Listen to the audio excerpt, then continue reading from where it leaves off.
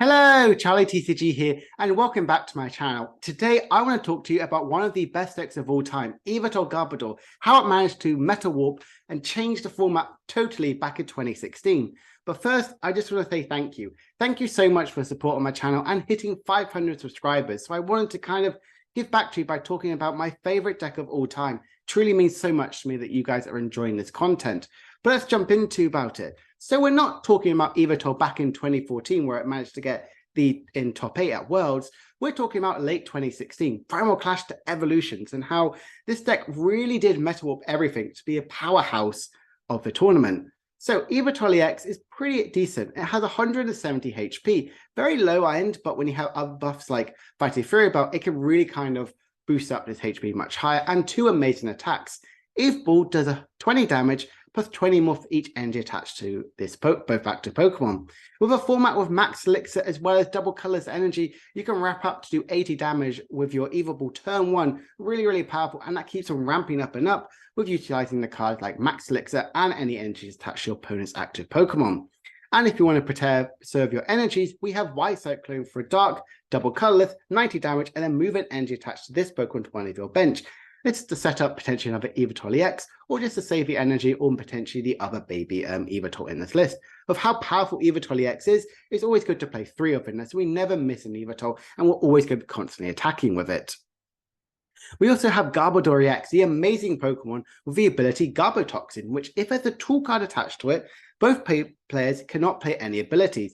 We're in a format where we have Floatstone, giving Gardobor free retreat, which is absolutely amazing. And there was no tool disruption really in this format as well, bear in mind. So we could shut off the key abilities like Shaman, Volcanion, and Greninja Break, which were dominating the meta as of right now. And you could swing your matchups much more in your favor due to having how powerful Gardobor is.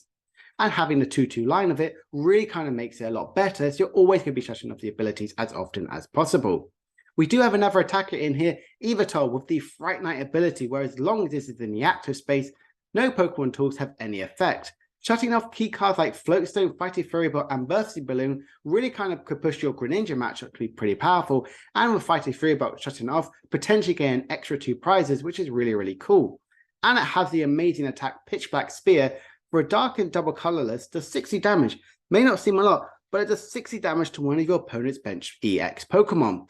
We're in a format with Shaman EX. You could basically 2-shot Shaman EX if they're not going to do any Sky Returning, which is really powerful in this sort of deck. We also then play 2 of in here. We need to have a good high counts of them, so you'll constantly be attacking with them, and it's a really good option to attack turn 1.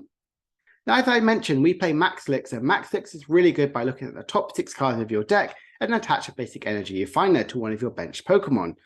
Having it, we have a high count of the Darkness energy, only playing 9 of them, which may not seem too many when we're thinking of Miraidon list as of now, with Electro Generator playing 14, so you're constantly attacking. 9 of here, you are whiffing a fair bit, but if you team up with having only 4 double colors energies into it, we can ramp up this damage output very quickly by constantly be streaming your attackers with your Yveltal EX and Baby One. So we need to play a good 4 copies of Max Elixir in this list, so we're constantly hitting it and helping with its consistency. Yveltal EX is a very big disruption sort of deck. Despite we want to be having as many energies attached to the opponent's active Pokemon, we also want to make sure that they're not going to have these huge sort of advantage on there. Playing a higher count of Enhanced Hammer as well as Team Flare Run, we're stopping the big special energies which are ramping the format, like double colorless energy, double dragon energy, which we're kind of slipping in and out in these dark decks, as well as splash energy, so we can't get the Greninja player to constantly be reusing their Greninjas. With having these other disruptive cards, Delinquent fits in so nicely. By your opponent, you just discard the stadium and play, and if you do, your opponent discards 3 cards. This can really team up with if there's a helpful N in your lane, or if your opponent has a very low hand size, getting them down to a 0-card hand is really good for Yveltal. And other disruptive cards like Escape Rope as our switching card of choice can really push it out, a Pokemon which your opponent may not want to push out. So I really like this disruptive element, which Yveltal has grown to love. And with the stadium card in play, we play Parallel City, one of the most unique stadiums that's ever happened, where it has a specific way it's facing, can choose about who it affects. Now, the first one with the blue area, which has the choose, if you're facing this way, your opponent's bench can only be 3. you discard until you have that. So Parallel City plus Delinquent is a really devastating combo. And if you're really scared about potentially your Volcanions and Greninjas, we could play it the other way around to limit their damage output by 20. Really, really good when Volcanion can, in fact, if we ability lock them and have this Parallel City out, their damage output is going to be much lower. So having 2 copies of Parallel City is really helpful for that disruptive element and that control which Yveltal longs to have. Now, Fighting Fury Belt was such a good tool card. It could only be attached to basic Pokemon, but they get an additional 40 HP and their attacks do 10 more damage.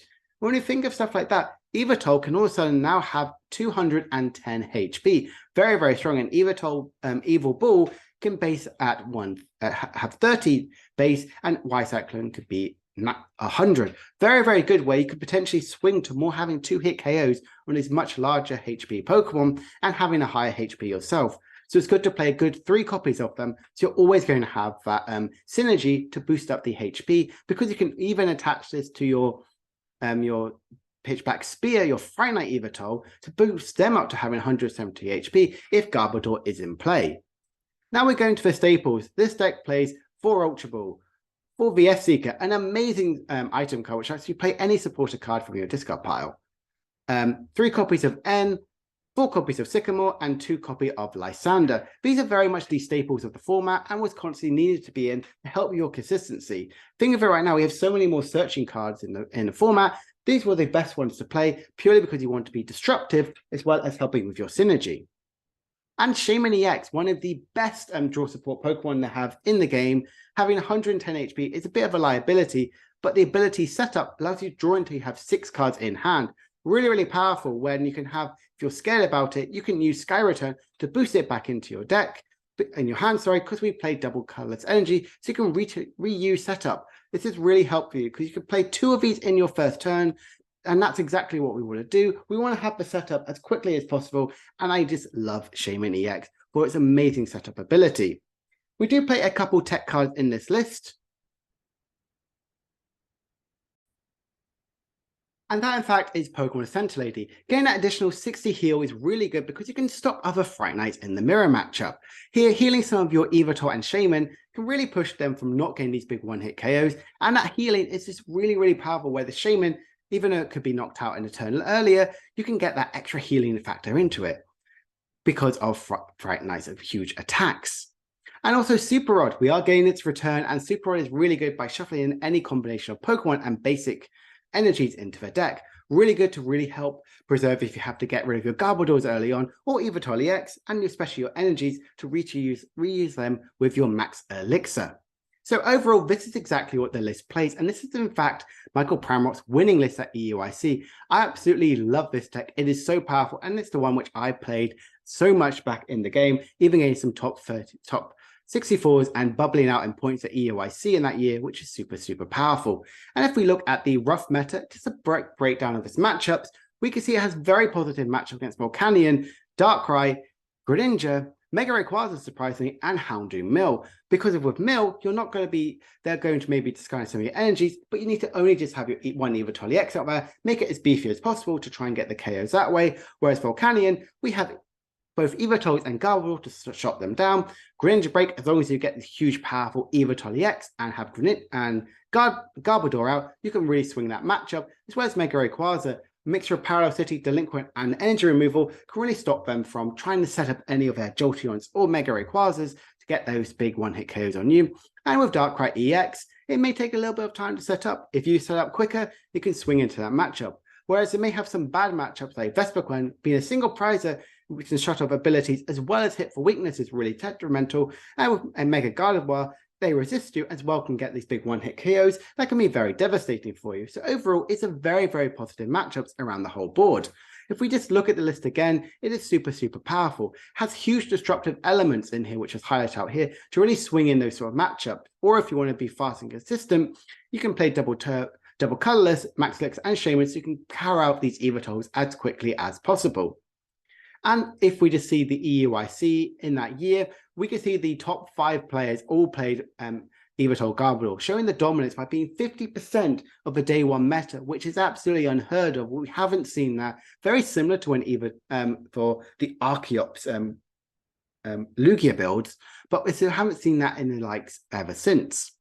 So we just want to look at this list. It's one of the best decks of all time, I think. It's absolutely powerful, absolutely incredible matchups overall, and super, super destructive overall. So I just want to say at the end of this video, thank you so much for watching. Thank you so much for the support on my channel. If you enjoyed the style of deck profiling, I'm going to carry it on to do some of these big best decks of all time and talk to you about it and exactly why each card works and how many copies we are playing with it. So again, if you're new to this channel, please make sure to like and subscribe. Comment down below exactly what deck you want me to cover. Do you want me to cover a Zoroark build? Or do you want me to copy like Mewtwo Wars, which are happening around, which I did a video about it a few weeks ago. Thank you so much for watching this video. Thank you so much for the support, and I hope you have an amazing rest of your day. Bye for now.